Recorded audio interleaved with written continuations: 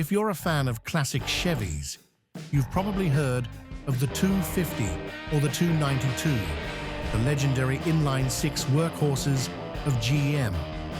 But there's one engine that slipped through the cracks of history, the Chevrolet 230 Inline-6. Introduced in 1963, the 230 was neither weak nor sluggish, and definitely not unreliable. In fact, it became the new standard for GM sedans, light trucks, and compact sports cars throughout the early 1960s. So why was it quietly discontinued, almost without a trace? What caused such a dependable engine to be overshadowed by its own sibling, the Chevy 250? In today's video, we're digging into the past to uncover the full story of the 230, from its engineering, real-world performance, to the legacy it still carries today, a silent machine that never truly died. In the early 1960s, General Motors was on the brink of a major transformation. The old stove-bolt inline-6 engines, loyal workhorses since the 1920s, were now seen as outdated, heavy, noisy, inefficient, and unable to meet the rising expectations for power and refinement. Chevrolet knew it needed a brand new generation of engines, not just to keep up with Ford and Chrysler, but to match the increasingly diverse needs of the market. From full-size sedans like the Bel Air to light-duty pickups like the C10 and compact sporty cars like the all-new Chevy 2 Nova. So in 1963, the Chevrolet 230 Inline-6 was born, leading a new family of GM six-cylinder engines, alongside the 194, the later 250, and eventually the big 292. Compared to the stove-bolt, the 230 was a technical leap forward, a more compact block, lighter weight, improved fuel and ignition systems. Most importantly, it was designed to be easy to maintain and repair, a key trait for everyday drivers and fleet buyers alike. The Chevrolet 230 Inline-6 struck the perfect balance between modern engineering and practical reliability for the 1960s. Featuring an inline-6 layout, single overhead valve design, and a simple one-barrel carburetor, the 230 delivered an incredibly smooth operation, something many V8s of the era struggled to offer at the same price point. With a displacement of 230 cubic inches, it produced between 140 and 150 horsepower, depending on the carb setup and vehicle application. But the real standout was the torque, around 220 pound-feet, delivered low in the rev range, ideal for light towing, hill climbs, and city driving. The engine block was cast iron, built to last. The cylinder head had a straightforward layout, making repairs and maintenance easy.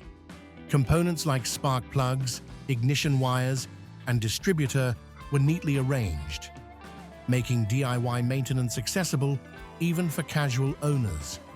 A key feature, the 230 shared the same mounting pattern as the later 250 and 292 engines, allowing easy swaps, a big plus for restoration enthusiasts and hot rodders. From the Chevy Nova, Chevelle, Bel Air, early Camaros to C10 pickups, the 230 proved to be a versatile and trustworthy workhorse. The Chevrolet 230 was the standard engine in many GM vehicles from 1963 through the late 1960s. But within less than a decade, it began to fade, quietly, without headlines or fanfare. Why? Enter the Chevy 250, its sibling with an almost identical design but a longer piston stroke, increased displacement to 250 cubic inches, and better low-end torque. In practical terms, the 250 delivered stronger pulling power at lower RPMs, a valuable trait for light trucks and heavier family sedans. As GM moved toward streamlining its engine lineup, They realized there was little need to keep both the 230 and 250 in production, since they shared the same block design, bolt pattern, and mounting points. Eliminating the 230 made logistical and financial sense. By 1970, the 230 was quietly removed from Chevrolet's engine catalog. No press release, no farewell ad, just a silent retirement on the factory floor. And that's the real shame. The 230 didn't fail, didn't break down, didn't cause controversy. It was simply outshined by a bigger sibling in a game where performance and market share ruled everything. Though quietly discontinued, the Chevrolet 230 Inline-6 never truly disappeared from the classic car world. In fact, within restoration and vintage GM communities, the 230 is seen as a silent warrior, never flashy, but always dependable. In original Chevy 2, Nova, Chevelle, Bel Air, or C10 builds, keeping the 230 engine is a statement of historical preservation.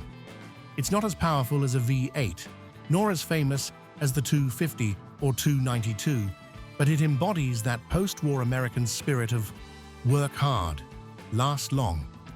Restoration shops often praise the 230 for its simplicity, easy maintenance, and readily available parts.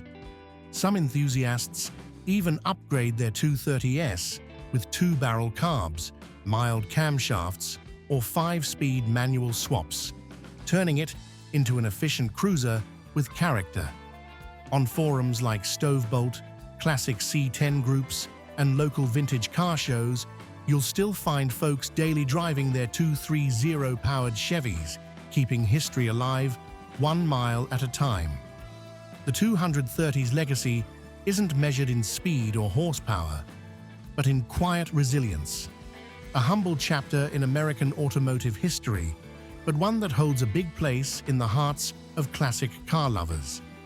To truly understand the performance value of the Chevrolet 230 Inline-6, we need to compare it to two major contenders of its era: the Chevy 250, its direct successor, and the Ford 240, a formidable rival from across the fence. Compared to the Chevy 250, the 230 was slightly lighter and had a nearly identical design. However, the 250 featured a longer piston stroke, 3.53 inches versus 3.25 inches, which resulted in greater low-end torque, a key factor for light-duty trucks and heavier sedans. That's why the 250 quickly took over the market and ultimately replaced the 230 in GM's lineup. But if you're the type who prefers smaller cars, sharp throttle response, and smooth city driving, then the 230 is actually the more charming choice. Many Nova and Chevelle owners say it responds quicker, is easier to tune, and burns slightly less fuel, all adding to its street-friendly appeal. Up against the Ford 240, the matchup gets even more interesting. The 240 was rugged, powerful, and earned a reputation for surviving the harshest conditions. But it was heavier, more complicated to repair, and didn't run as smoothly as the 230 at low speeds. In conclusion, if you're after raw pulling power, the 250 and 240 are your top picks.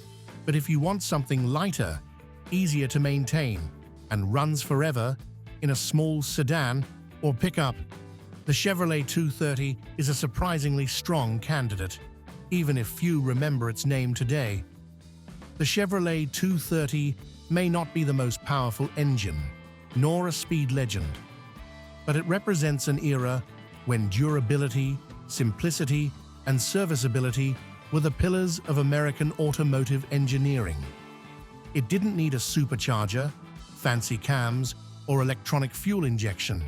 Just an iron block, a carburetor, and a driver who knew how to care for it, and it would take you hundreds of thousands of miles. Today, as cars grow more complex than ever, maybe it's time we look back and appreciate the tough, no-nonsense machines like the Chevrolet 230 Inline-6. If you've ever owned, driven, or even just sat in a car powered by a 230, share your story in the comments below. And don't forget to like, share, and subscribe. Let's keep the memory of American engines alive together.